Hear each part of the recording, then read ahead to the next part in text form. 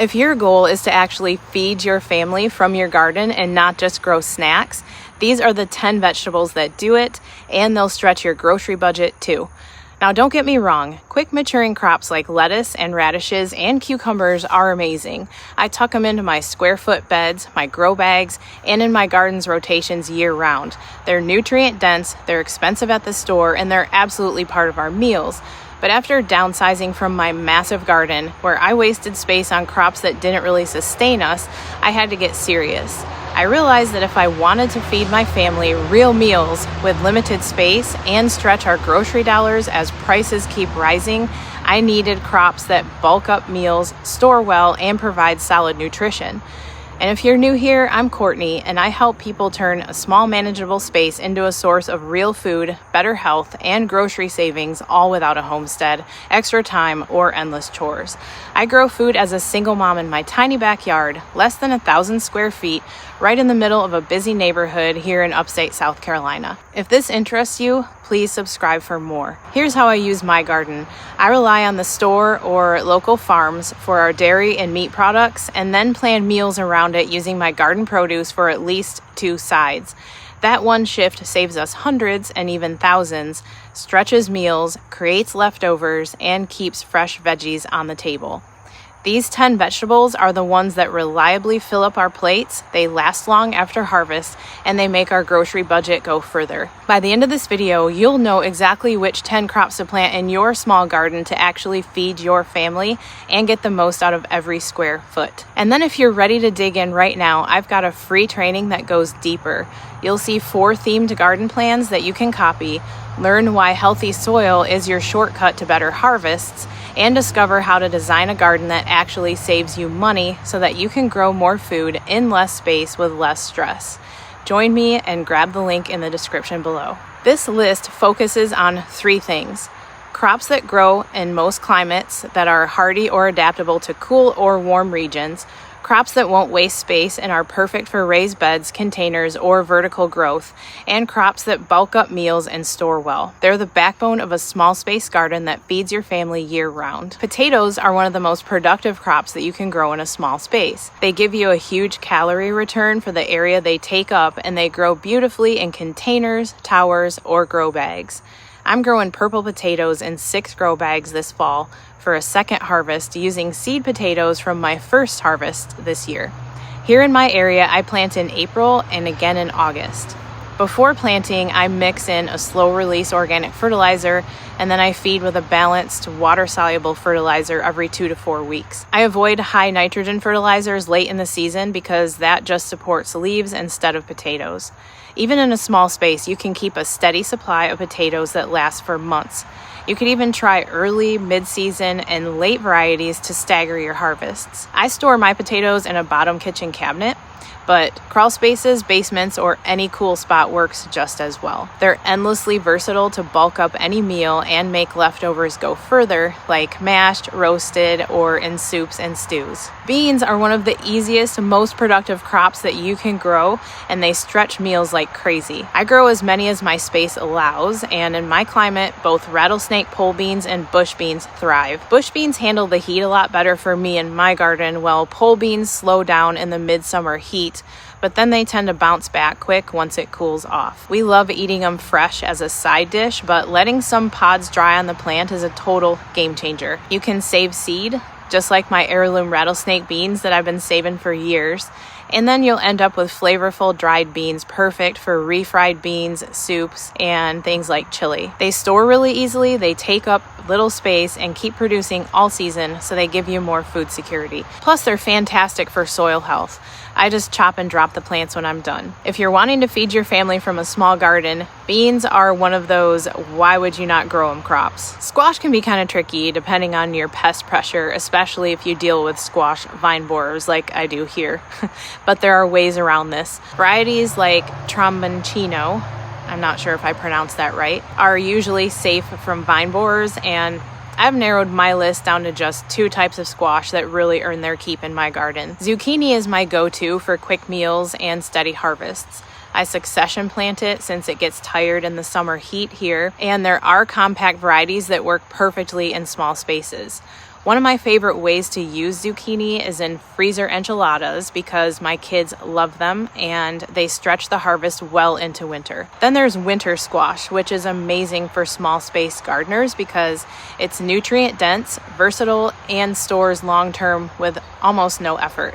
Honey Patch is one of my favorites because it trellises really easily and it produces single serving little butternut squashes that are perfect for meals and leftovers. With the right varieties, squash can feed your family for weeks and it gives you that satisfying feeling of pulling a full meal straight from your garden. Brassicas like broccoli, cauliflower, cabbage, and Brussels sprouts are some of the most rewarding crops for cool seasons. They're hearty, high in vitamin C, and they're perfect for meals like stir fries, soups, or roasted veggie sides. Right now, I've got early cauliflower growing alongside broccoli, Brussels sprouts, and cabbage. Early cauliflower usually takes around 50 to 60 days to mature, or a little bit longer as the days shorten, but it's always worth the wait. I plant my brassicas in mid-August so that they have time to mature before the cold really sets in. And this year I had to hand pick cabbage worms and replace a bunch of my plants, but once the late summer pests die down, fall brassicas are some of the easiest crops you can grow. Broccoli is my personal favorite, and I like to steam it and freeze it in meal-sized portions to last throughout the winter. If you want hearty food from a small garden, brassica plants can do the job. Carrots store beautifully, often right in the soil, which I like to call nature's refrigerator. If your ground freezes, you can also grow them in deep containers and then tuck them in a little protected spot. I harvest mine through winter, but I make sure they're mature before the days shorten and cold really sets in because once they go dormant and then they start rapid growth again in the spring, the texture can get tougher. Carrots are versatile, nutrient dense, and perfect for bulking up meals. My kids and I love them as sides, eating them raw with hummus and in soups and stews during the winter. I usually grow Danvers carrots, which do really well in raised beds, but there are plenty of varieties to suit your space and climate. Corn might not be the first crop that you think of for a small garden, but it grows great in raised beds, and I've seen other gardeners successfully growing it in grow bags. My favorite varieties that I've had the best luck with are Mirage and Who Gets Kissed, and we use fresh corn on the cob the most, but it also freezes well and it's perfect for soups and stews. It's versatile and filling and pairs perfectly with the rest of your garden harvest to create hearty family meals. Even a small patch can go a long way in stretching your grocery budget, and you know exactly where it's coming from. And you can harvest it just at the right time, so it's super sweet, before the sugars change to starches, which is impossible with store-bought corn. Spinach is a cold, hardy, fast-growing crop that keeps meals hearty and healthy without taking up much space. I treat it both as a side and a filler for meals, adding it to stir-fries, omelets, pastas, or just sautéing it as a quick side. I plant it in early spring and then again in the fall to extend my harvest into the cooler months. It can thrive well into the winter, especially if you give it a little bit of help with row covers. I find it easiest to start it indoors in the fall in my area because the hot temps tend to linger. Spinach is packed with nutrients, it's easy to grow, and because it's cut and come again, I can continually harvest small amounts for everyday meals, snacks, or I like to put it in smoothies every day. Beets are another versatile, nutrient-dense crop that really help bulk up meals without taking up much space. I grow them for both the roots and the greens, which means double the value from a single plant. The roots are so good roasted, while the greens saute nicely or add a boost to salads. The golden variety is naturally sweeter, I think, and it has less of that earthy taste if that's not your favorite.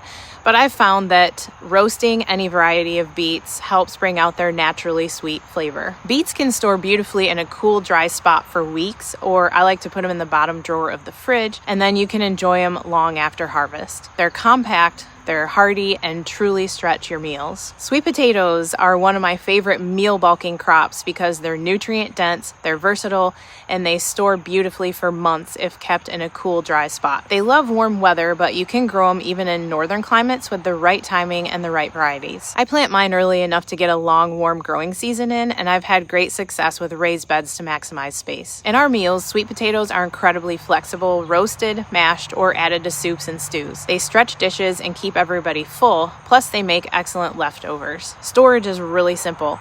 I keep them in baskets in a cooler part of the house, or they're good in ventilated boxes in the crawl space or in the basement. If squash vine borers are a struggle in your garden, like they are with mine, and you don't want to mess with squash at all, sweet potatoes are a perfect alternative because they give you a nutrient-dense long-term storage crop and you don't have to deal with those pests.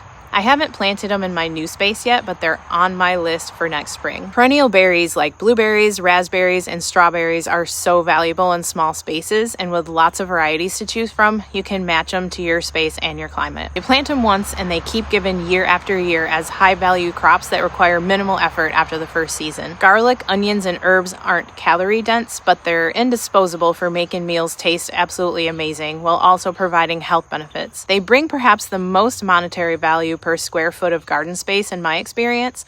I grow garlic and green onions every year, but if your space is tight, chives are a fantastic perennial alternative. I always have chives in my garden because they're incredibly versatile, they're easy to grow, and I absolutely love the mild fresh flavor.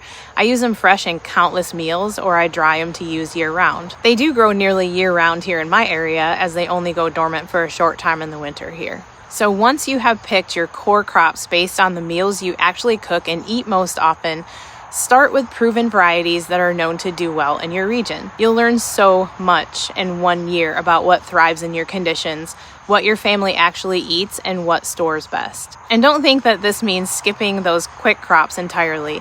Mix in the high-value fluff crops like salad greens because they fill the gaps between harvests and keep fresh food on the table year-round. Focus on these 10 crops to anchor your garden, and then layer in the fast, easy wins for freshness and flavor as you go. Read your seed catalogs carefully, check with your local extension office, or talk to nearby gardeners to find out which varieties really perform well where you live. Over time, you will find your own keeper crops, which are the ones that feed your family year after year, fit your space, and make your garden meals even more satisfying. When you focus on crops that truly serve you, the ones that bulk up your dinners, stretch leftovers, and fill your pantry, gardening stops being just a hobby and it becomes a way to feed your family better food for less money, less stress, and a lot more peace of mind. Don't forget to grab the link to my free training in the description below because I would love to support you more. And if you want to see a tiny 2x4 garden in action saving hundreds on groceries, you won't want to miss my last video. Thanks for watching.